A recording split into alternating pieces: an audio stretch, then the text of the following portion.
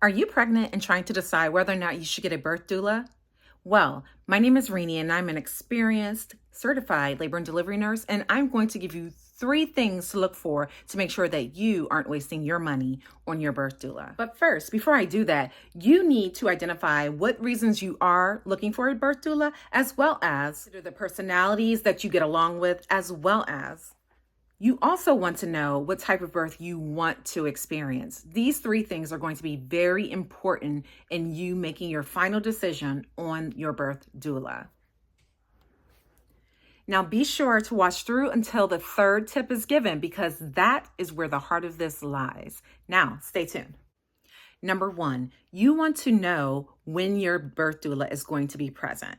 Meaning, are they going to be there for the beginning of labor? Are they going to be there during active labor? Or are they going to be there during your delivery? This is key because you might want your doula present for when you are making those very first decisions on how things are supposed to go.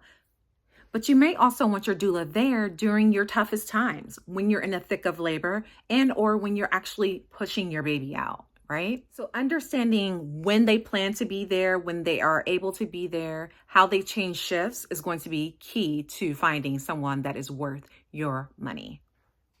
I once had a patient who was a scheduled induction of labor, and she had her doula on the phone asking her questions. But my question was, why isn't your doula here? So once your doula arrives, are they working with you? Are they getting you moving, getting you up out of bed, doing all of the things to help you go into labor unmedicated if that's what you want? Or are they just sitting there? These are things that matters. I've seen doulas do a whole aerobic workout with their patients, and then I've seen doulas who are very inactive. So you definitely want to know the style of the doula that you're hiring, and again, make sure they're worth your money. And if you transition from unmedicated birth to an epidural, are they still going to stay and support you? Or is it their job's done and they feel like they should go? You still can use a doula and benefit from a doula when you have an epidural. And for sure, if you're paying for it, they should stick around. And lastly, number 3, you want to make sure that your doula is collaborative. Renee, what do you mean? What I mean is you want someone to work with you and your medical team. You don't want to have someone that's creating division.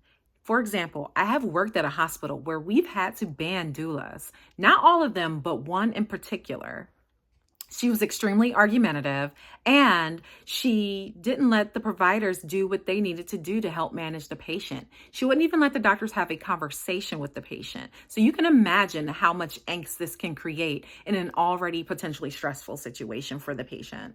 In fact, the same doula who was banned came back with another patient on FaceTime, guys. That's not okay. And she was just as argumentative on FaceTime. So it goes to show that it was more of a her issue and not an us issue, because we have doulas present all the time. And in fact, we welcome them. So to summarize, number 1, how long will they be there? What is their contractual agreement? And are you getting value for money, right?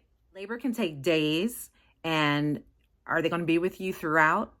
It's worth asking and knowing what your options are. Number 2, what is their birthing style? Are they active, or are they more of a passive doula? Are they going to get up with you and move around? Are they going to provide comfort measures?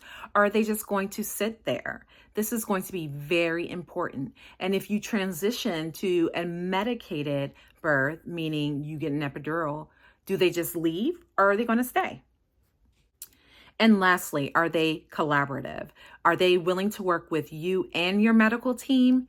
You want to make sure that they're not overstepping boundaries and speaking for you or on your behalf, and rather helping you make decisions. In all, I hope this was very helpful. Like, comment, share, and follow for more tips.